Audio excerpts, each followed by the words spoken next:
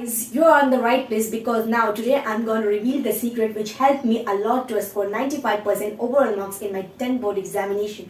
So let's start.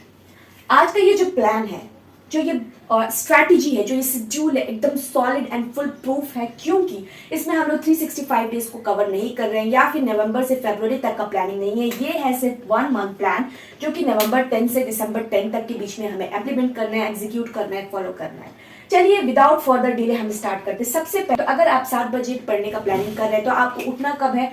I suppose कि आपको 6:45 में उठ जाना चाहिए, चाहे आप अलार्म लगा के उठो या मम्मी को बोल दो उठाने के लिए।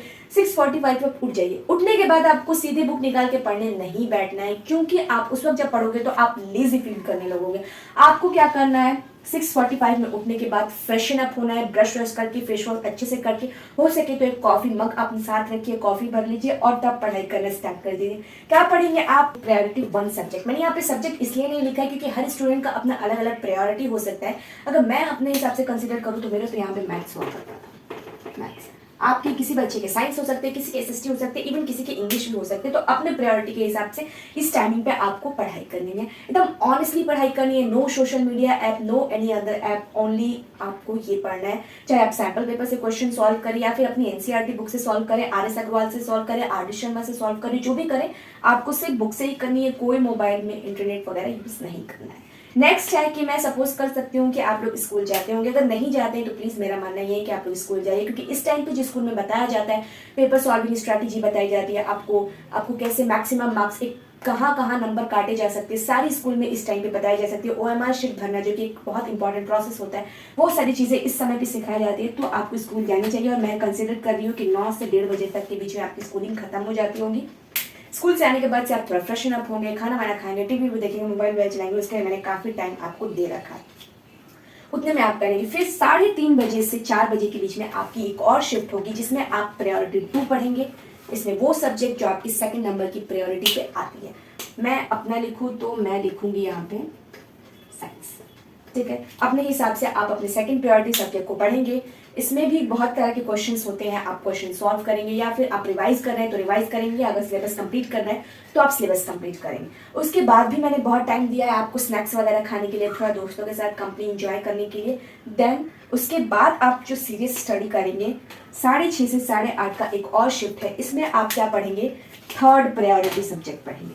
3rd प्रायोरिटी सब्जेक्ट मेरे हिसाब से मेरा होता SST। और आप देख सकते हैं कि मैंने यहाँ पे जो टाइमिंग ली है ये थोड़ा 2 घंटे का टाइमिंग है। तो आप 2 घंटे तो SST नहीं पढ़ सकते हो, तो आप क्या करोगे? आप 1 घंटे SST पढ़ोगे और 1 घंटे जब आप स्कूलिंग में गए होंगे तो वहाँ पे आपको कुछ होमवर्क दिया गया होगा, कुछ सैम्पल पेपर वगैरह सॉल्व कराया होगा या कुछ टेस्ट पेपर दिए गए होंगे। अगर नहीं मिला तो ये दोनों सब्जेक्ट जो आपने दिन में पढ़ा है उसका यहाँ पे आप रिविजन करोगे। संडे को फुल ऑन रिविजन करोगे आप। बच गए कि ये तो सिर्फ 3 ही सब्जेक्ट हो रहा है, बाकी के हम इंग्लिश कब पढ़ेंगे, हिंदी कब पढ़ेंगे या उर्दू, कंप्यूटर जो भी है वो कब पढ़ेंगे। तो ये जो है आपको सिर्फ 4 डेज ही वीक में इसको फॉलो करना है। बाकी के आप 7, आप जो फर्स्ट प्रायोरिटी आप उसमें इंग्लिश पढ़ेंगे, हिंदी, उर्दू, संस्कृत जो भी है वो पढ़ेंगे, and computer and any other option जो आपने चूज किया है आप वो पढ़ेंगे। ये होगा आपका वीक में 2 दिन। तो आप कैसे फॉलो करेंगे? हो सकता है तो आप ऐसे फॉलो करें कि लगातार 4 दिन ये शेड्यूल फॉलो करें, फिर 2 दिन वो करें, या फिर 2 दिन ये, 1 दिन ये, फिर 2 दिन ये, फिर 1 दिन ये। बचा संडे के दिन आपको आराम नहीं करना है, आराम करना है, लेकिन आपको फुल ऑन रिवीजन करना है। यानी कि जो भी आपने पढ़ा पूरे वीक में, आपने क्या पढ़ा, 1 मंथ में आपके आएंगे, 1 मंथ में आपके 4 संडेज आते हैं। 4 संडे आते हैं और हर संडे को आपको 2 सैम्पल पेपर सॉल्व करना है।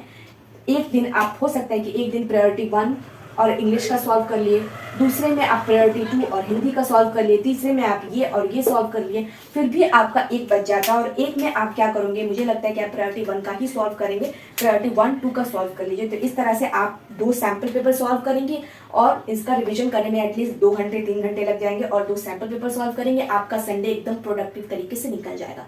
सो ये रहा कुछ टिप्स और रहा आपका टाइम टेबल जो आप 1 मंथ फॉलो करेंगे। कितने दिन फॉलो करेंगे? 1 मंथ फॉलो करेंगे और उसके बाद से आपका जो रिजल्ट होगा वो एकदम अपग्रेड होगा।